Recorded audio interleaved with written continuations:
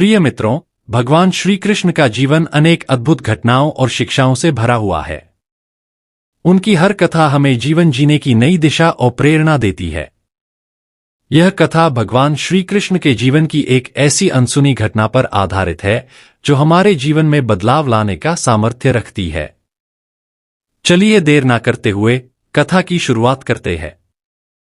प्रिय मित्रों, एक बार द्वारका में भगवान श्री कृष्ण अपने राजमहल में विश्राम कर रहे थे।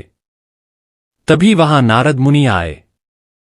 नारद मुनि ने भगवान श्री कृष्ण से कहा, हे वासुदेव, आपने धरती पर अवतार लेकर धर्म की स्थापना की है, लेकिन मैं देख रहा हूं कि अभी भी कई लोग सत्य के मार्ग से भटक गए हैं।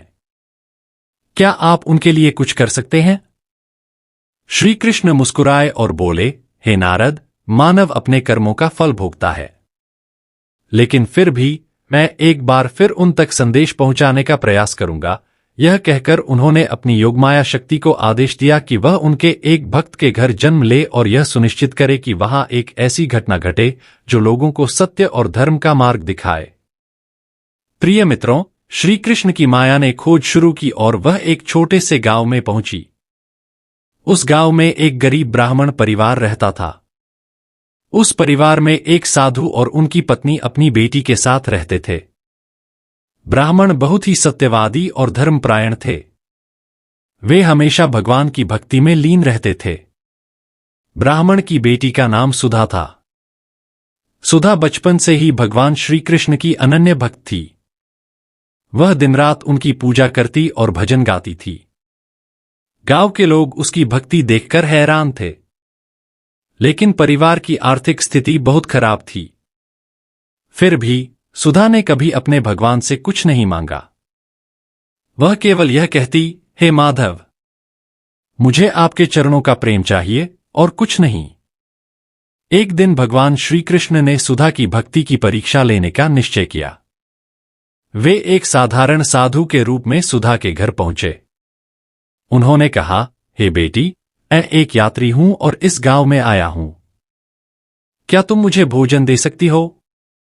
सुधा ने अपने माता पिता से अनुमति ली और साधु को अपने घर आमंत्रित किया, लेकिन घर में खाने को कुछ भी नहीं था। सुधा ने अपने पड़ोसियों से मदद मांगी, लेकिन किसी ने उसकी मदद नहीं की। तब सुधा ने भगवान से प्रार्थना की, हे प्रभु, यदि मेरी भक्ति सच्ची है तो आप ही मेरी मदद करें। प्रिय मित्रों, सुधा की प्रार्थना सुनकर भगवान श्री कृष्ण ने चमत्कार किया। अचानक उनके घर में एक सोने का बर्तन प्रकट हुआ, जिसमें स्वादिष्ट भोजन से भरी थाली थी। सुधा और उसके माता पिता ने वह भोजन साधु को अर्पित किया। साधु ने भोजन ग्रहण करने के बाद सुधा से कहा, बेटी, तुम धन्य हो। तुम्हारी भक्ति ने मुझे यहां आने पर विवश किया। मैं स्वयं वासुदेव हूं। यह सुनकर सुधा और उसके माता पिता भाव विभोर हो गए। उन्होंने भगवान श्री कृष्ण के चरणों में गिरकर कहा, हे प्रभु, आपने हमारे घर को पवित्र कर दिया। भगवान ने उन्हें आशीर्वाद दिया और कहा, तुम्हारी भक्ति संसार के लिए एक प्रेरणा बनेगी। तुमने जो सेवा की है वह सच्चे धर्म का मार्ग दिखाती है। सच्चा धर्म वही है जो दूसरों की भलाई के लिए कार्य करता है। प्रिय मित्रों, आप तो जानते हैं कि भगवान श्री कृष्ण की सच्ची भक्ति और सेवा में कितनी शक्ति होती है। भगवान अपने भक्तों की प्रार्थना कभी व्यर्थ नहीं जाने देते। सुधा की भक्ति ने न केवल उसके परिवार को धन धान्य से संपन्न किया, बल्कि उसके गांव के लोगों को भी यह संदेश दिया कि सच्ची भक्ति का अर्थ केवल पूजा पाठ नहीं, बल्कि दूसरों की सेवा और सहायता करना है। दोस्तों, भगवान श्री कृष्ण आगे कहते हैं, हे पुत्री सुधा, भक्ति का अर्थ केवल भगवान की स्तुति करना नहीं है, बल्कि उनके बताए गए मार्ग पर चलना और मानवता की सेवा करना है। जब हम दूसरों की सहायता करते हैं और सच्चे मन से भगवान का स्मरण करते हैं, तब हमारे जीवन में चमत्कार होते हैं। प्रिय मित्रों, जीवन में कठिनाइयां चाहे जितनी भी हों, सच्ची भक्ति और कर्म के साथ उन्हें पार किया जा सकता है। श्री कृष्ण का यही संदेश है कि जो भी मेरी शरण में आता है, मैं उसका कल्याण अवश्य करता हूं। दोस्तों, उसके बाद सुधा का जीवन एक उदाहरण बन गया और उस गांव के लोग भी उसकी तरह भगवान की भक्ति करने लगे। उन्होंने मिलजुलकर एक मंदिर बनाया और भगवान श्री कृष्ण की मूर्ति स्थापित की। दोस्तों, भगवान श्री कृष्ण की कृपा से सुधा का परिवार धीरे धीरे संपन्न हो गया। उसकी भक्ति और सेवा का नाम दूर दूर तक फैल गया। इसी बीच सुधा का विवाह एक बड़े परिवार में तय हुआ।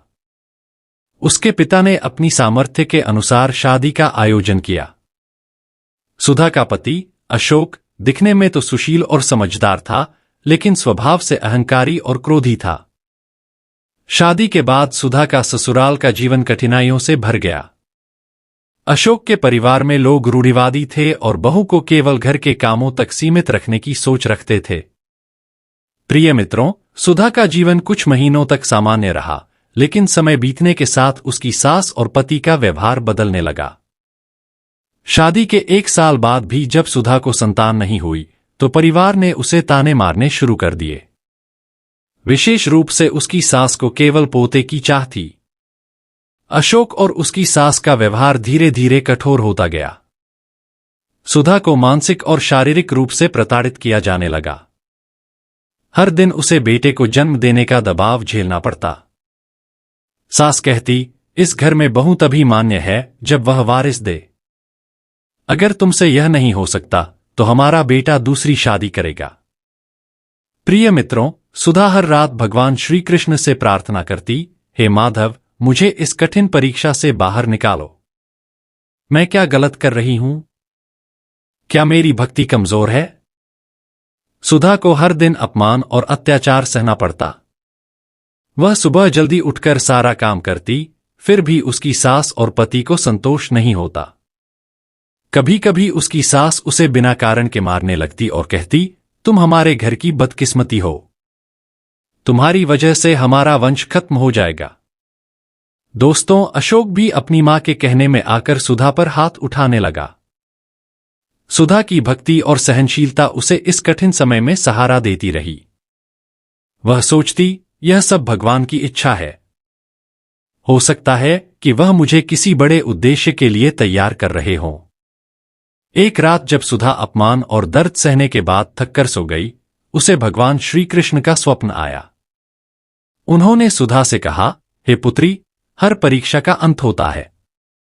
तुमने जो सहनशीलता और भक्ति दिखाई है वह असाधारण है, लेकिन अब समय आ गया है कि तुम अपने अधिकारों के लिए खड़ी हो। ईश्वर हर समय सहनशीलता नहीं सिखाते, कभी कभी अन्याय के विरुद्ध खड़ा होना भी धर्म होता है। सुबह उठकर सुधा ने भगवान के इस संदेश को गहराई से समझा। उसने सोचा कि अब उसे अपने जीवन के लिए कुछ करना होगा।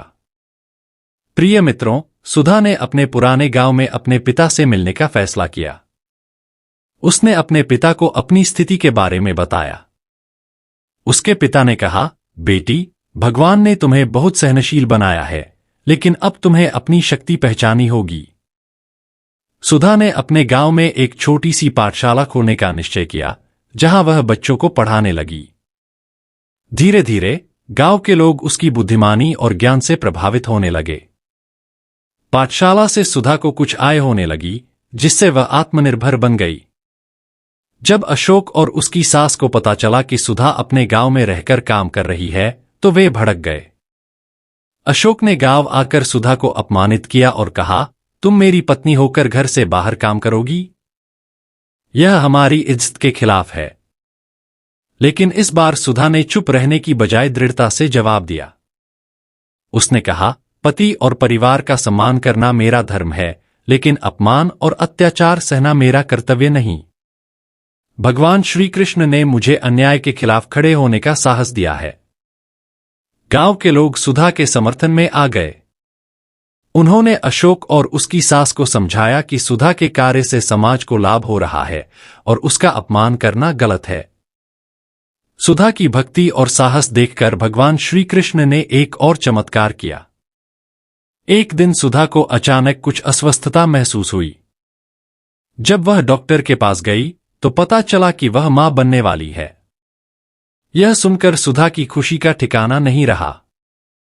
उसने भगवान श्री कृष्ण का धन्यवाद किया और कहा, हे माधव, आपने मेरी परीक्षा ली और मुझे मेरी शक्ति का एहसास कराया।